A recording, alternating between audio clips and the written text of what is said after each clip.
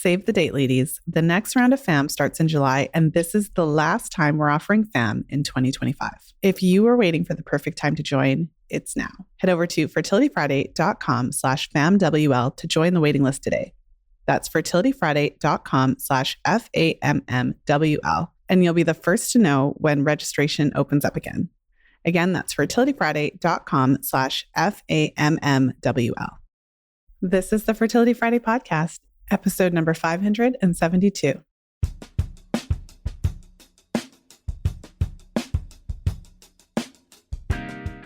Today, we are diving into the question of light, whether or not red light therapy is helpful for fertility.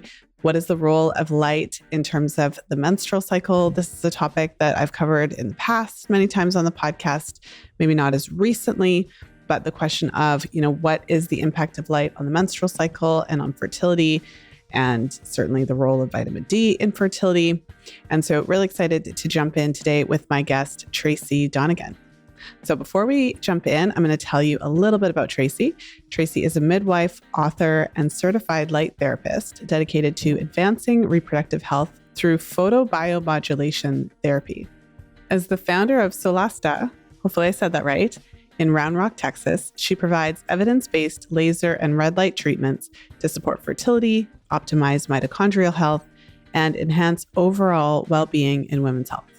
With a background in midwifery, Tracy integrates scientific research with holistic care, offering innovative approaches to reproductive wellness. So without further ado, let's go ahead and jump into today's episode with Tracy.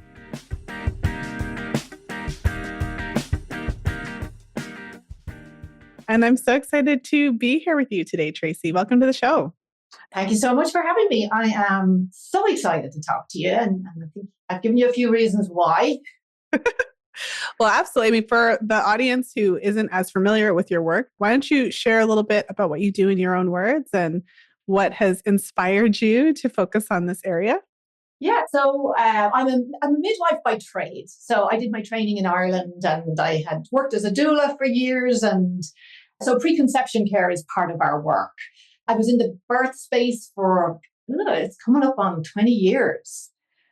So the last couple of years, I've kind of started to step back from the doula work and the midwifery work. And I was working more with women who want to get pregnant, they want to have a baby, and I'm more than happy to support them and help them learn all about their amazing body and what it can do, and how to tune into it. So, and your work has, of course, been incredibly inspirational. I think every midwifery college, never mind every woman, should be reading it if they want to get pregnant or if they want to avoid pregnancy. It's just a fantastic resource on learning about your body and your cycles. And then about 2 years ago, I started seeing all of this red light interest in kind of the wellness space, that you can go and you can get these big panels and it's going to do all this miraculous stuff for you. And then I think probably, every second person I know got one of these face masks then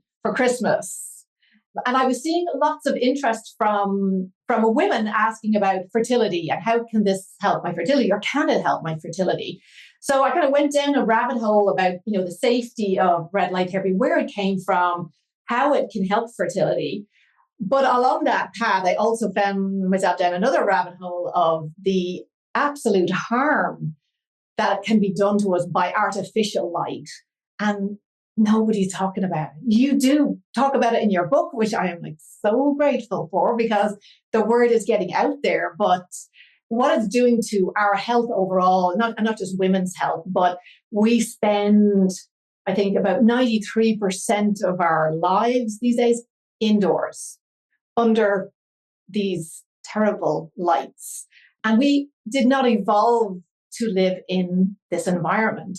So we're starting to see, as we see on the news every second day, huge increase in metabolic conditions, obesity, cancer, you name it, diabetes. We are seeing this an epidemic of metabolic challenges, and it's also affecting women's reproductive health and men's reproductive health as well. So that's kind of where I jumped into this rabbit hole, and then I realized this is, especially with the red light therapy, this is not it's not new. I mean, the Egyptians and the Celts, and we've all, praised the sun. We honored the sun. It was just part of life. And it's we evolved to be outdoors and not in this environment. And unfortunately, we're really starting to pay the price for that. Ooh, so interesting. I mean, to take a deep dive into that.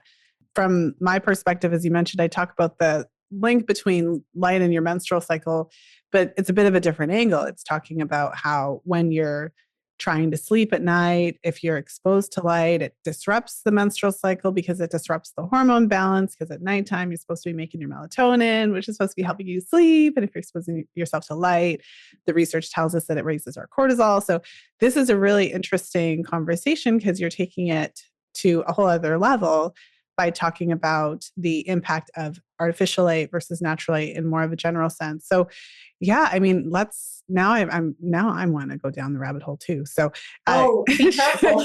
I know, right? But share with us, I don't even know where to start, but maybe because we kind of were hovering around the red light piece of it, maybe you could share a little bit about that in particular. But I really am also interested in just what you found about the difference between natural light and artificial. Well, I guess first of all, to understand that natural light, the light that we get when we're outdoors, is what we call full spectrum light. So we're getting the UVA, the UVB, we're getting near infrared, which we can't see, that's invisible, and we're getting the reds. And if we're outdoors early in the morning, the sooner we can get sun on our body and in our eyes, because the light affects us not just through the optics, through our vision, but our body as well.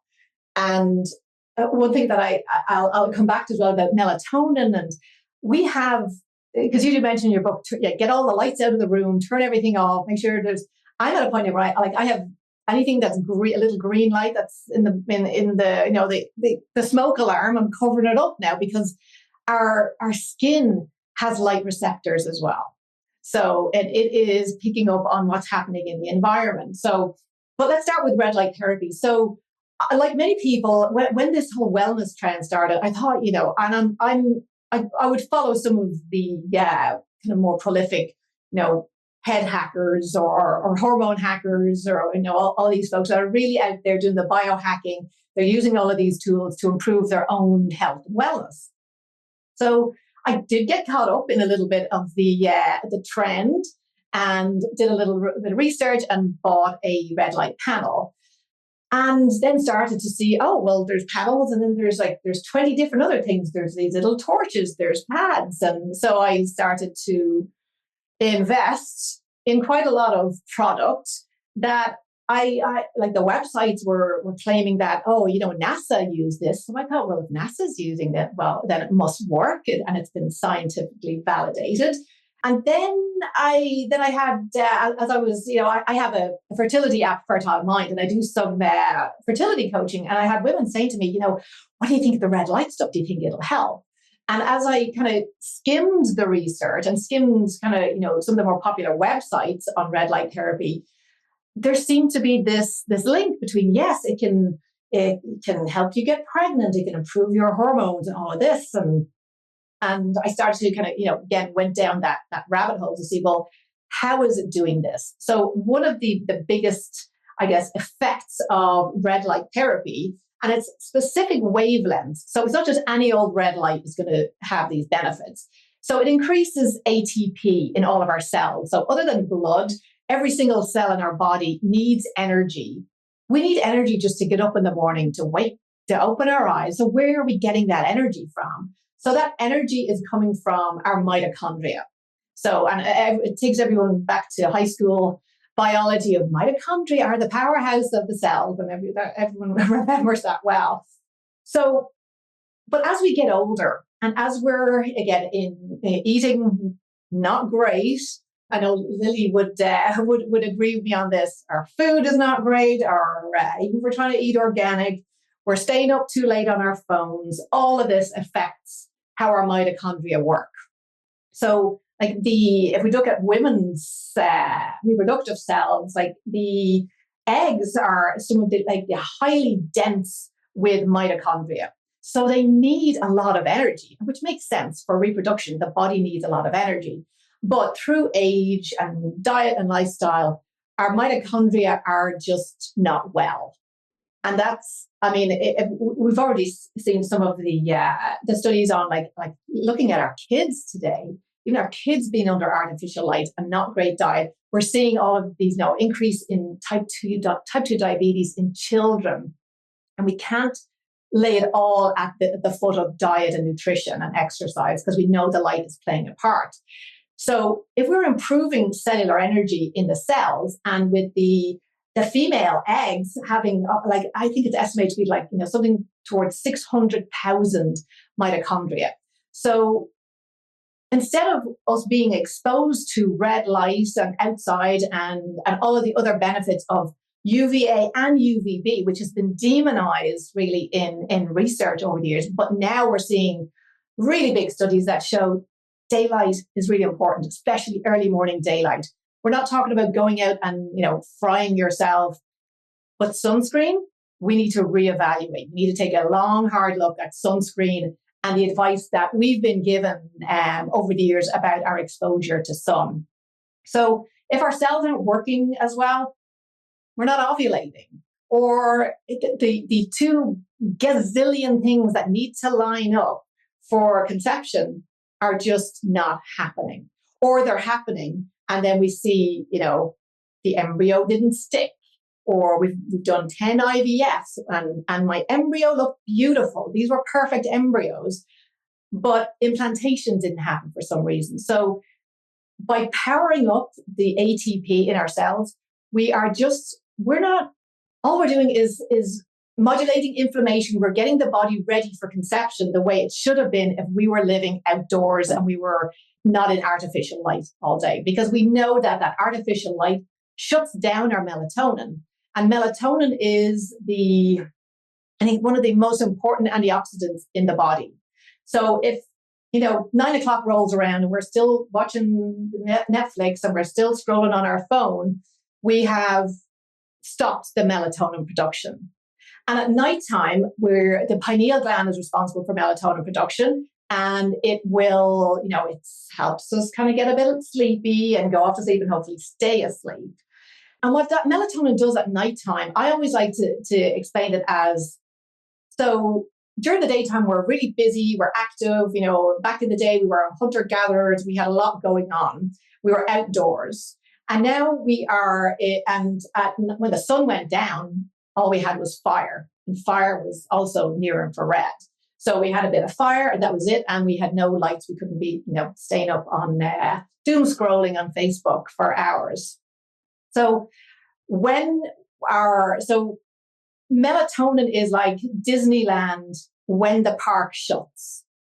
So Disneyland during the daytime, we have all this activity. We have, we don't do much cleanup, whatever. But once the park shuts, think of the park, our body shuts, the brain is quieting down. And now we have this melatonin that's supposed to be the cleaners and the people who, this is the people who come in and they clean up the park for us. They remove debris.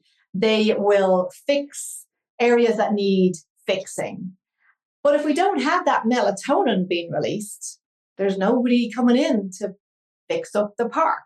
So we're at a significant disadvantage. And we can see in plenty of research these days that, especially for women who work shifts, midwives, doctors, anyone who's working, opposite shifts to our normal circadian rhythm, they're at a much higher risk of reproductive health issues, cancer, metabolic health. Again, we can't just blame diet. We have to start looking at what's going on. And that melatonin, just if we can, support our melatonin and our circadian rhythm, we're golden. But who is getting up to go outside and get a bit of sunlight? I think at the moment in Texas, it's like sunrise is at 7 a.m. So it does take a significant effort. So red light was kind of designed to, okay, so nobody's getting any sun. Can we bring that light indoors? But it is a very narrow spectrum of lights that we're getting. And one of the issues that we see with standing in front of a panel, or there's like kind of like UV, like we used to be, go tan, and there used to be these sunbeds people would go, and I've done it years ago, and I used to think before I knew better, but now I actually know better. I will probably go back and do some some sunbeds while the weather is not too good here in Texas. So, but when you're standing in front of a panel, so specifically for someone who is interested in improving their fertility, so much of the light is bounced off the body, and some of the red light itself is only penetrating to barely skin level. So the face mask and everything that's out at the moment, and for general skin and kind of overall, a little bit of overall kind of wellness, it makes you feel good, it brightens you up in the morning, wakes you up, it's great.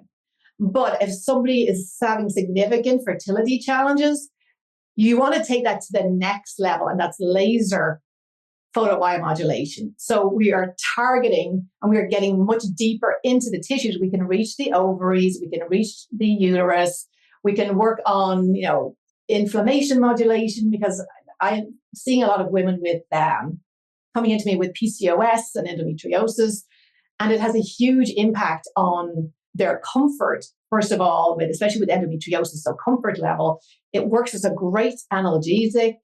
And it's not new. Again, like this, even though the red panel thing is new, and even the history of red panels is quite interesting, because they come from several factories in China who were originally using these lights as grow lights for cannabis.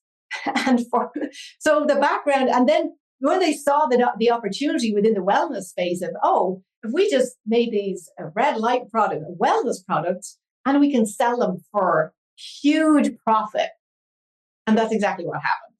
So we have, you just look on Amazon, search for red light, and you're going to see 2 million products of varying quality. And I own half of them, and I'll tell you what actually works and what doesn't. Well, but we have a lot of women questions. who are, yes, please, I've go got ahead. a question. Yeah, so they'll talk all day.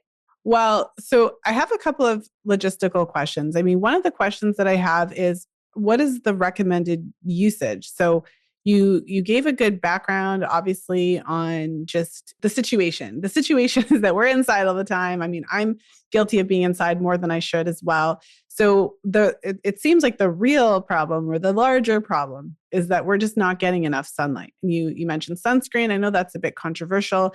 I mean, there is a lot of interesting research around that. Ultimately, there are benefits of our body getting sunshine without being blocked through the sunscreen. So I think the issue would be if you're really like never actually getting sun on your body. So that seems to be the bigger issue. And so with the red lights, I have some questions. And I suppose it's like, so what are they telling us to do? Are they telling us to expose ourselves to the red light specifically during the daytime?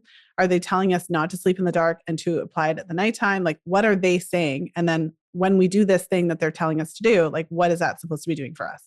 So for the red light, we're generally, if we're looking at overall wellness, that would generally, we would suggest, okay, if you're not getting outside, that you're using your red light in the morning. Because sometimes if you're using it at nighttime, the brightness of the lights just is going to wake you up a little bit more and suppress that melatonin. So, and melatonin is also produced during the daytime from the mitochondria. So it's not just the pineal gland. So we figured that this is about 2 years ago, we realized that actually the mitochondria is also producing melatonin if the mitochondria is well. So what we're saying is that getting in front, and the recommendations are about 20 minutes, couple of times a week, if you're not getting daylight, or at any point you can get daylight, add to that daylight. But it's not creating, it's not a UV light, so it's not harmful to the skin. Hasn't been shown to have any impact on cancers. It's non-thermal and non-ionizing. So non-thermal meaning it's not like a heat lamp. Sometimes you go to an acupuncturist and they'll put this really lovely, warm, glowy lamp and it feels very relaxing. It's not a heat lamp. So this is non-thermal. So when the body absorbs, first of all, we have to have absorption. So that light, let's just say it's 670 nanometer light. That's the light that we've seen in several research studies. Just being exposed to that wavelength for 15 minutes can significantly reduce blood sugar levels by up to 27%. So it's significant. And that research has been replicated in healthy humans and people with type 2. So the cells absorb this light and it goes through what again, back to high school biology, Krebs cycle. So there's electrons being passed to and from. It creates more energy in the cells, and then the cells they do what they're supposed to do. So if cells are sick, those cells are supposed to die. They're supposed to program to die, but that's not happening if we're not getting that light. So that's the recommendation is about 20 minutes a day, kind of every couple of days. Some people have a little bit of a reaction to it if they start right off with the 20 minutes a day. Again, because they may not have been exposed to these kind of wavelengths for years. Does that answer your question? And then there's different products. There's ones you can wear that you'll get a little bit better results kind of on skin and kind of, pain management a little bit. But if we're looking at fertility, we need more than the LEDs that are in these panels or these lights. We need it targeted into the ovaries. And we can only do that with a laser. We can't do that with LEDs yet. Unless you've been hiding under a rock, you've definitely noticed the crazy amount of attention cycle charting, menstrual cycle health, and fertility awareness is getting lately. More and more women are discovering it, starting to chart, and they need your support. As fertility awareness becomes more mainstream, you owe it to your clients to specialize. If you have a women's health practice and you don't yet have the skills to provide complex menstrual cycle chart analysis, you're missing out on a huge opportunity. This is exactly why we created our Fertility Awareness Mastery Mentorship. If you're a women's health professional and you're ready to specialize in fertility and fertility awareness cycle charting, this is the program you've been waiting for. The next round of FAM starts in July, and this is the last time we're offering it in 2025. If you are waiting for the perfect time to join, it's now. Head over to fertilityfriday.com/FAMWL to join the waiting list today. That's fertilityfriday.com/FAMMWL, and you'll be the first to know when registration opens up again. Again, that's fertilityfriday.com/FAMMWL.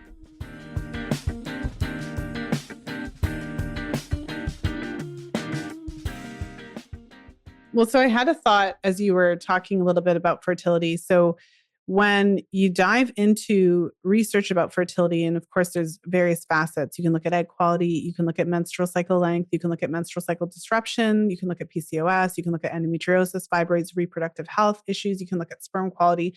And one thing, this thread that you will find if you look at enough research in all those areas is the link between vitamin D and, fertility and various outcomes. And if you look at, men with lower sperm parameters, if you look at women with lower, ovarian parameters, if you look at women who are most likely to have irregular cycles, even fibroids and endometriosis, one of the common threads is the higher likelihood of low vitamin D.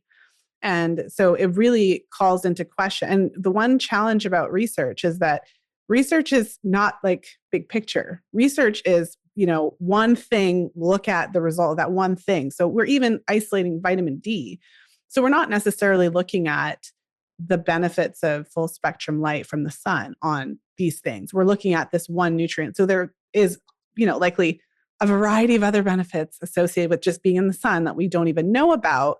Exactly. Right. So this is what was coming to mind as you were talking. And so then it's interesting because we do live in this world where we have these industries that are always looking for ways to make money off of, women and especially there's a great opportunity for fertility. Unfortunately, when women and couples are going through fertility challenges, it's just so devastating. It's so stressful that, it's kind of like grasping at straws sometimes. Anything that shows a potential for benefit, women are going to jump out and try. And so it's really important for us to find, well, what's the real research on this thing? So what are your thoughts on, because, one of the concerns then would be, as you mentioned, all of your clients who are trying to conceive, it's like, well, what about this thing? What about this thing? So, where's the middle ground on this fancy new red light technology here? So it is, and I know we've spoken before, I have a real bee in my bonnet about, because having experienced my own fertility challenges of that feeling of grasping at straws, and that tell me to stand on my head. Will it work? I'll stand on my head for 24 hours. And you're looking for solutions. So what I have found to be quite distasteful about how this trend is now continuing is that there are so many device manufacturers. Again, they're getting 99% are getting their products from the same couple of factories in China. And they are linking, because there have been some interesting studies looking at red light, but you can't comparing like a red light, LED light to a laser it's not comparable. So even the research. One clarifying question. Tell us about the laser, because it sounds scary. Like when you say laser, I'm thinking of like my boys' video games, and I'm so, and I'm sure that that's not what you mean. No, so this is, it's called low-level laser therapy or therapeutic laser. So again, it's not an ablative laser. It's not cutting. It's used at a power that is kind of low level, but it's enough to power up those. Because I always think of our cells have all of these little solar panels. That's all and that we're drowning in this artificial light. So when the body gets, like every single woman that comes through my clinic, their first session, they go home and the next morning, all I hear is, "Oh, I slept so well last night. I have never slept that well since we started this journey," especially if they've been on it a while. So yeah, what I'm finding is a lot of the websites they're talking about LED products or some product that has not been third party tested or really doesn't have good, robust evidence behind it. And they're just like sharing all of these fertility studies, which have but it looks good and it lends credibility to their product. So I have a really hard time and to a point where some of the device manufacturers are now working with reproductive endocrinologists, and they have sold them really bad information on how these products work. And it's only the consumer that will end up suffering. But it is quite interesting to see the effect because once we charge up the cells, we've seen in research in sperm. Let's look at sperm motility, overall sperm health. We can increase sperm motility within an hour with exposure to the correct wavelength. So if you're getting busy tonight, you're about to ovulate, I'm like, yeah, let's get these guys swimming, Or if you're planning for an IVF, and we know that, parameters around sperm health and quality have considerably dropped. So we know that we can use the light on the testes, not on skin, but really for a couple of minutes and significantly increase that motility. And if we're using it for longer, because we're looking at, germ cells are I think it's 72 days or something, that we can use it for longer we get less DNA issues. And I was looking at, because I hadn't come across the piece in your book about the crypts, the different crypts and the cervical mucus and how some of the sperm gets stuck over here. And I was like, this is fascinating. So I went to look at how does red light therapy help with this? And I was like, oh yeah, well, red light therapy will give, the sperm more energy so they can swim further, faster. And so yeah, for me, the research is there. Like the Russians have been doing this since the 70s. They use laser acupuncture and other low-level lasers. So these are they're not James Bond lasers. It feels, you might feel a little heat on the skin, but we're not out there trying to cause any discomfort. And when it's powered properly, it won't. Well, so it sounds like there are these really interesting implications with red light therapy because of, the research on how it can support mitochondrial health, which can therefore, and I'm sure other things as well, hormone production, for example. You name it. Sperm production is highly correlated with the testosterone production. So when, the more testosterone that men are naturally producing, that is directly, particularly in the testes, is directly related to, their quality and count and all of that when it comes to sperm.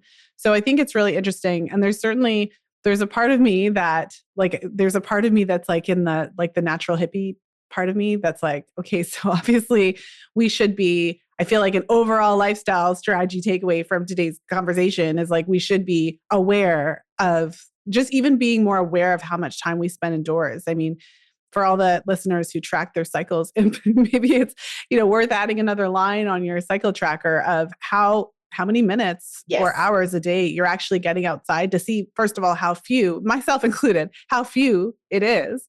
And I live in Canada. So even if I were to go outside right now, it's the middle of winter. So, the chance that I'm going to get some good penetrative sunlight that's going to go beyond my dark skin even is a whole other conversation. So for, dark skinned women, that's a whole other conversation, because there is really interesting research that I shared, I think in the Fifth Vital Sign, where it's like, if you're a Black woman, you might need to be in the sun for an hour to get the same level of benefit and vitamin D production as you, Tracy, might need about 20 minutes as a white woman. So there is all of these different factors, but I think bottom line, it's like, it sounds to me like we should really start to, we're doing all these things. Sometimes it's easier to take a pill for everything, right? And to do all the things, but sometimes we need to go for a walk. And then it's not only go for a walk, but it's like, we also have to not be totally covered up. So if it's actually nice out, if it's actually summer, if you're actually on vacation, then you have to think about, okay, well,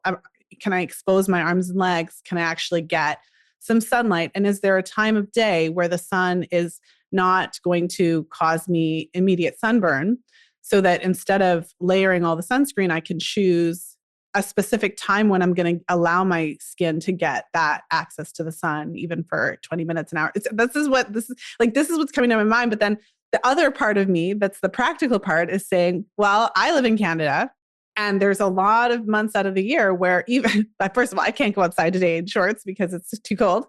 And even if I did, it wouldn't really matter, because there's times of year where you're not really just not getting the adequate sun. So there is obviously a place for the light therapy for those types of situations. Because unless you really do live in, like, Texas is probably pretty warm a lot, but unless you're living in Texas with Tracy, you probably don't have access all the time, like myself and my fellow Canadians, etc.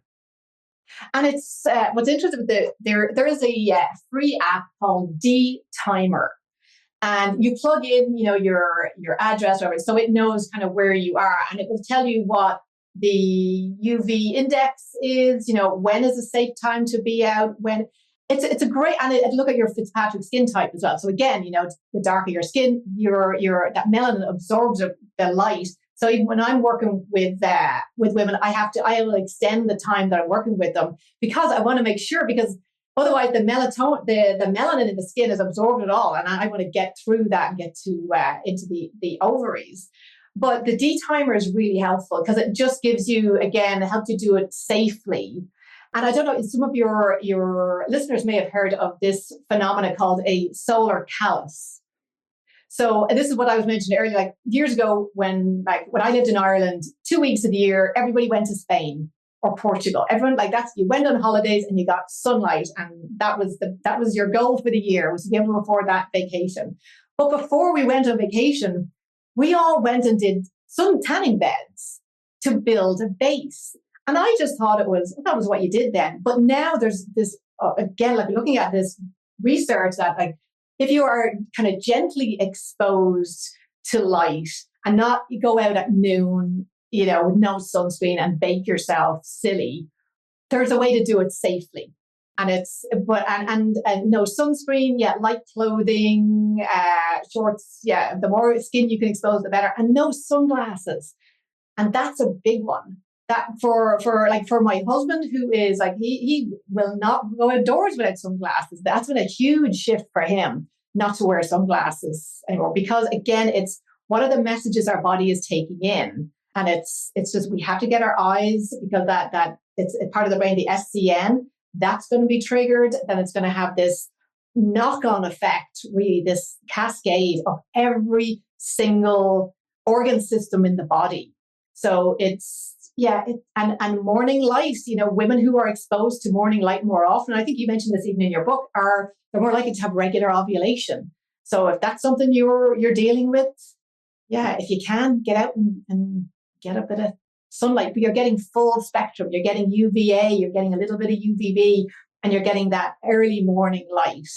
And then that D timer just tells you then, okay, time to stop, go indoors now, So there's a safe way to do it.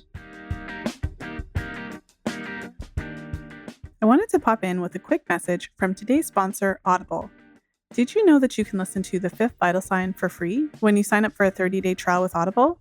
Head over to fertilityfriday.com/audible for details. That's fertilityfriday.com/audible. Now let's jump back into today's episode.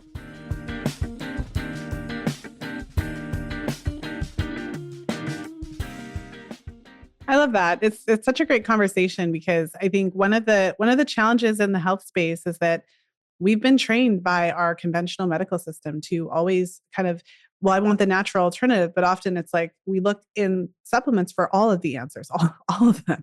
And while, obviously in my work, I talk extensively about targeted supplementation, we still have to think about the kind of base. And I think even just the conversation is super helpful in terms of it's not just about being outside because if you're outside but you're fully clothed, I mean, maybe that was fully covered up. You should be clothed. So maybe that was the right way to say. But like if you're totally covered up, it's just not the same. And even if you are a dark skinned person versus a light skinned person, 5 minutes of sun, even if you are, dressed for the sun as a dark skinned person, it just is not going to give you that lasting result. And there's something I wanted to share because it keeps coming to my mind. I often share an analogy with my clients when it comes to supporting ovulation in a natural way. And so it goes a little something like this. If you think about any fruit, so what's your favorite fruit? If you think about an apple tree, when any fruit is bearing on a tree, it doesn't start ripe, obviously. Silly thing to say, but it doesn't. So if the fruit is green or whatever, and it needs to turn red or it needs to turn yellow or whatever the fruit we're talking about here, what is it that causes this fruit to ripen? My family is from the West Indies. So I've had the benefit of being able to travel to the islands and visit family and, enjoy all the yummy fruits off the trees and things like that. And it truly is the sun that ripens these fruit. And so if you think of ovulation that way, if you think of the follicular development similarly, because it kind of is, because what is a fruit? It's a fruit. It bears the seed inside, the seed that would grow the next tree. Like it's very similar to the follicle. Yes. This is a really good analogy here. So then arguably the sun would play a key role in developing that follicle. And given all of the research that shows this link between optimal fertility and optimal vitamin D status, I mean, it's something to think about. It's definitely something to think about. And, in the summer months, yay, we can go outside and maybe that's something to add to your routine when you're trying to conceive. It's just a part of making sure you're getting adequate sunlight. Like you said, we don't need to bake ourselves. We don't need to be outside for 10 hours a day. But if you're getting a good amount of sun, I think the app is a really great idea to kind of give you some guidelines. Then that is an actual thing you can do. And it may even have greater effects than some of the supplements that you're taking. So tell us about some of the practical ways, though, to incorporate the red light piece of it. So someone is wanting to have a backup strategy for those times of year when they are not able to get access to natural light as much. Is it something that you would say, okay, go out and buy yourself a thing from China? Or is it something you'd want to work with somebody to support you with? Is there a combination of things? So talk to us about what the practical to-dos are. Yeah, so I think it depends on what's happening with your health. So I think if you're looking for something that's just I think of it as a supplement, really. And what's interesting in the fertility space is a lot of women are taking, CoQ10. Any of these mitochondrial supports, I'm like, you don't need them if you're getting enough light. We don't need the mitochondrial support because that red light and near infrared triggers it to create that energy. But I think for overall fertility, overall wellness, I think it's, especially if you don't have a diagnosis, if you're going to get started and you think you do ovulate fairly frequently and you have regular cycles, great. I think it's a nice way to just it's a little tune up. But if you have a diagnosis, or if you've been struggling or you've had, several treatments or IVF, then I don't think it's going to help. When we look at the first research that was looked at this was Dr. Oshiro in Japan, and he stumbled across this effect accidentally. He was treating women with low-level laser for back pain. And some of the women that were coming to him were over 40 and started coming back to him saying, hey, my period has started again. I was post-menopause. So he came across this literally by accident. So for me, I think if you already have a diagnosis or you've been through several rounds of IVF and you're looking for, okay, is there something in the evidence that will support my body? Because even IVF creates so much reactive oxygen species, so much inflammation in the body because we are overstimulating all of our reproductive systems. So for anyone who is about to do IVF, again, it's not something you're going to do the night before your IVF. This is something like, again, with the follicles, with the fruits growing, we want to get them at an early stage and make sure they are getting the power that they need to grow. And just back to your metaphor about the fruit on the tree, I feel there's so many women who are in this fertility winter. And when you look outside in winter, you see, what are the trees doing when they're not getting sunlight? What happens to the trees? All the leaves fall off.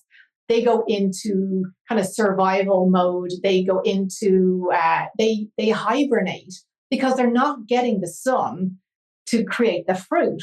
So if women are, I think I see women the way you do as well, like we're these beautiful trees that we're in this winter, but it's a self-imposed winter almost because we just didn't have the information that our body is just really starving for this light.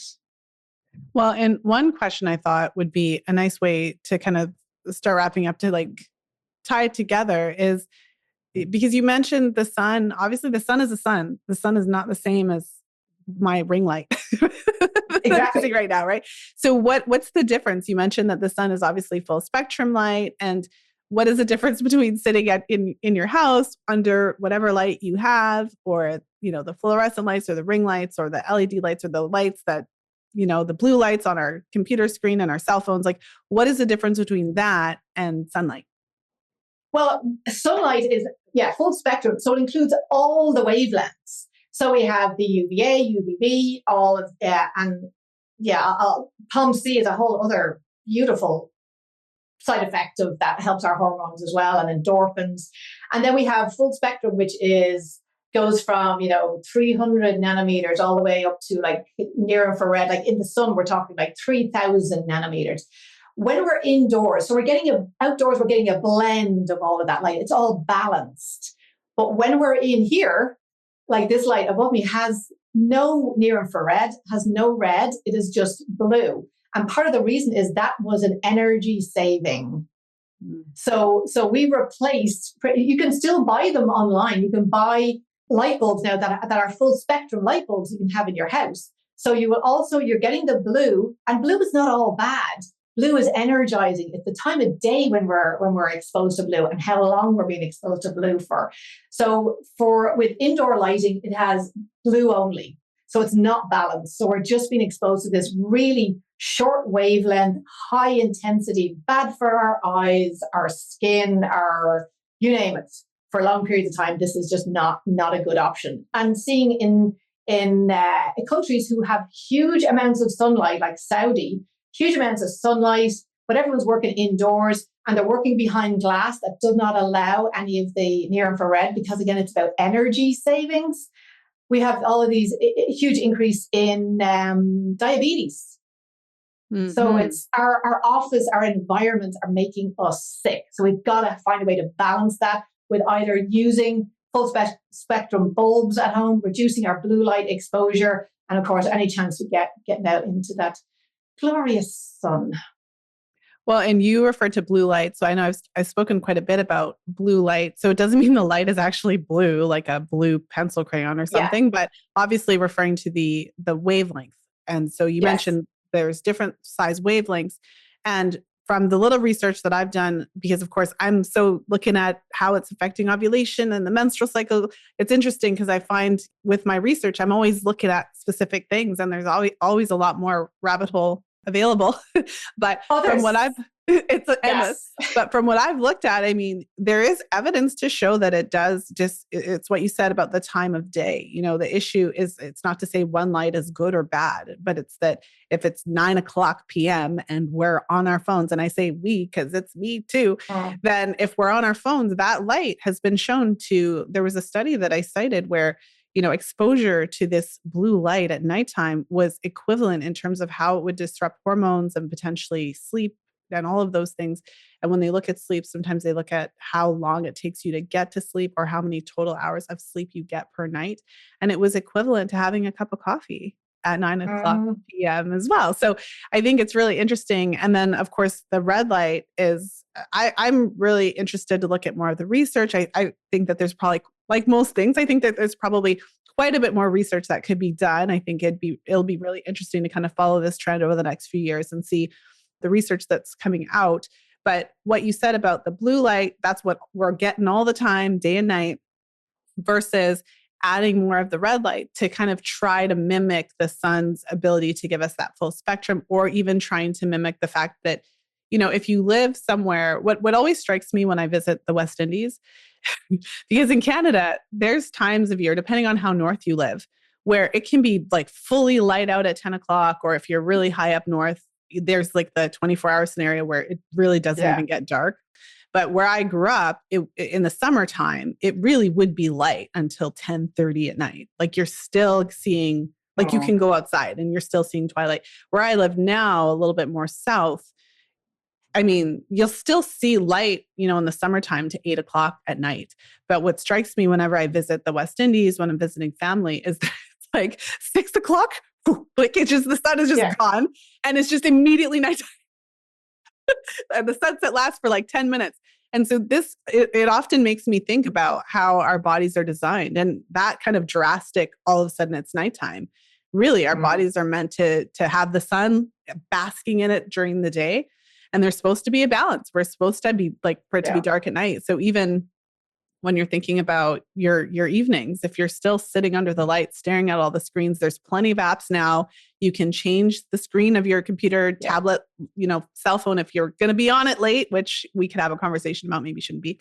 But if you're going to be on it, there's ways to kind of cut out that blue light. I know I have settings that make it orange or make it red so that it's not doing that to me at night. And I find that it helps me to fall asleep more easily because it's less disruptive. So there's all kinds of parts to this conversation, Tracy. Yeah. And it's like a whole can of worms you've opened here. I know. And one thing that because as a midwife, I found this fascinating, that we had learned years ago that, light can interact with birth hormones. So now we have evidence now to show that women being exposed to blue light in early labor changes their contraction patterns. Wow. So what do? We walk into the hospital and we've got these lights all over the place. So it's not, so we used to talk about the fact that, sometimes when you go into hospital, your labor may slow down, and that's just due to the stress. I'm like, well, that's part of the stress, just the moving to the hospital, but it's also these lights. And there's different lights can do, like red lights are great, but green, like 532 nanometer, is really soothing for the nervous system. So having a really nice green light in a birth room could be, again, soothing the system. We look at blue light. We put blue light on babies who have jaundice. This is a high energy frequency that is it breaks down bilirubin. So nobody, I think, after listening to this conversation, can think light is considered woo anymore. It's a staple. We've got to get that light. Our bodies are just thirsty for it. Well, man, I mean, after this conversation, I'm a little bit sad that I'm not going on a tropical vacation this winter because it's one of those things, like we're talking about it in this context, of course. But if you think about it, any just random person who has conversations with their friends who live in a cold place like I do, it's always, if you're able to go, like you said, the trip to Spain. So, wherever it is in the middle of winter, it's like you come back, your skin's glowing, you typically feel better, different. Not that you can always put your finger on it exactly.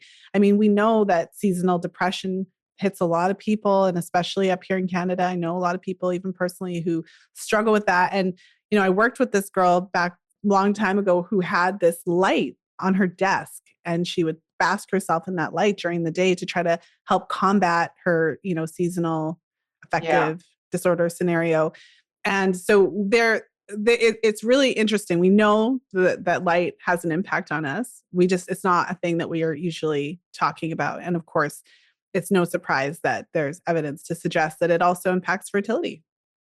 And we're like how the whole thing works is just amazing. Like, and whatever your belief in a higher power or, evolution, like we evolved to be addicted to sunlight. We really did. So if you think about it, and this really came home for me this summer, like spending more time out in the sun than I normally would, and not being hungry because it affects the leptin pathways in the body. So if you think about it, again, you've been to the beach, you've been at the beach all day, you've had a couple of snacks, you don't really feel like you're starving when you're sitting on the beach and you're getting sunlight. It's supposed to be addictive. We're supposed to miss being outdoors, and it sends signals to the brain that we have energy in the body. It affects the satiety in the brain. So I'm like, if you're thinking, I want to lose a few pounds, coming into the summer, get as much daylight as you can, get it on the body, and you do feel better. Your mood is lifted, and I think there's.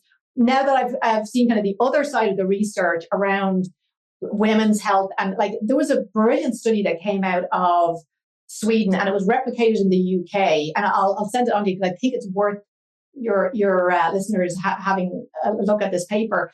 They compared women in Sweden who would get regular sunlight, who would go to Spain and get some sunlight throughout the year, and women who avoided the sun.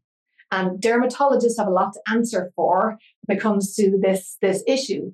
What they found was all-cause mortality was reduced in the women who were getting sun and all the reproductive. So it didn't mean that like people still got cancer, but it was like minor cancers, as in it wasn't reproductive health cancers, it wasn't metabolic cancers. So when I saw that, it was like, and they at the end, like the statement that they made was that if you're not getting regular daylight, it is as bad for you as smoking. So, and we know, and this was replicated, it was a large study, and it was, I think we're seeing more of this coming out now. It's like, and I think the Australian, Dermatologists Association have come out recently and said, we need to relook at the advice that we've been giving people to avoid the sun. I mean, it's not surprising to me because I read a lot of research and I've seen the tides turning just in terms, it's crazy. So I'm old enough to remember like women used to put on baby oil and like go in the sun and like, so how did we go from that to like Hawaiian go in the tropic. sun at all? So I feel like there's neither of those solutions is what we should do. Like probably not the baby oil or whatever else, baking yourself like a chicken, but the advice of just no sun at all. So that I think that common sense even would say that neither of those options would make sense for you. And the deeper we go into the research, there clearly are benefits. Even as you mentioned, some of your clients who report that they sleep better, we know that getting that morning sun is often one of the first steps towards getting a good night's sleep and training yourself to feel more sleepy at night. So even just going with the day-to-day rhythms of sunshine in the day when you're supposed to get it, and then dimming the lights at nighttime in your house. So really being more mindful, getting lamps with covers, muting the light at nighttime. We know that that has a really positive impact on the cycle. And we know that blacking out your blinds and having pitch black darkness at nighttime can have a significantly positive impact on the cycle. It can lengthen your luteal phase. So while, low progesterone is probably one of the most asked questions of all time in my world, whether it's DMs, whether it's clients, practitioners, it's always the short luteal phase, low progesterone. I've done a number of episodes on that, and those episodes get downloaded a lot. So everyone's really concerned about their progesterone. But one of the freest, I usually say easiest and freest ways to start, this is not the only thing, but certainly one of the first things you can do is legitimately just like cut down your light after 6 p.m. It doesn't mean you're going to live in a hut without electricity, but really think about dimming the lights. And then when it's bedtime, make your room pitch. Like just make that the goal so that you can't see the hand in front of your face, and do that for a while. Well, no TV. Yeah, TV out. Fall asleep with the TV on is more weight gain. Well, and I was at a hotel recently for just a couple of nights because I traveled to do this podcast interview. And even the clock light in the hotel room was irritating me. Like I turned the clock so that the face was on the table so that I couldn't see it. And I covered, because there's all these lights in the hotel. And I'm just like, this is not going to work for me. So, you don't have to be crazy. You don't have to be, find balance. But what I'm saying though, is that all of that, and that's what we know. So there's a lot of evidence, even just to show that. And beyond talking about, is it going to make me get pregnant faster? One of the things that you'll notice right away when you start doing that is you'll sleep better. You'll sleep more soundly, potentially for longer. It might be easier for you to fall asleep because you've taken away one of the most common insults that maybe you didn't realize how significant of a role that can play to disrupting sleep. So I feel like we could have even talked all day about this because this is so interesting. So I want to thank you so much for being here. Before we wrap up, let us know if you have any final thoughts for the woman who tuned in to learn more about the red light conversation and everything we've been talking about. Yeah, so I hope everyone will just take away just one piece, that sunlight is not the devil, that we need to get a little bit, and it doesn't matter if it's cloudy as well, because we're still getting those rays. So, and we can be outdoors under trees because the leaves all reflect that near infrared. So get out, get yourself a dose of nature, and it is an intentional way really to support your health and wellness. Love it. Love it so much. And Tracy, where can our listeners go to learn more about you? Tell us about your podcast and anything exciting that you have going on at the moment. Yeah, so if this has piqued your interest into all things red light, lasers, fertility, and luteal phases, my blog is tracydonegan.blog. Or if you want to come, if you're in Central Texas, I guess you're interested in laser therapy, it is solasta.health. Amazing. Well, we will make sure to link all of those places in the show notes. And thank you again for being here. This was a fascinating conversation. Thank you, Lisa.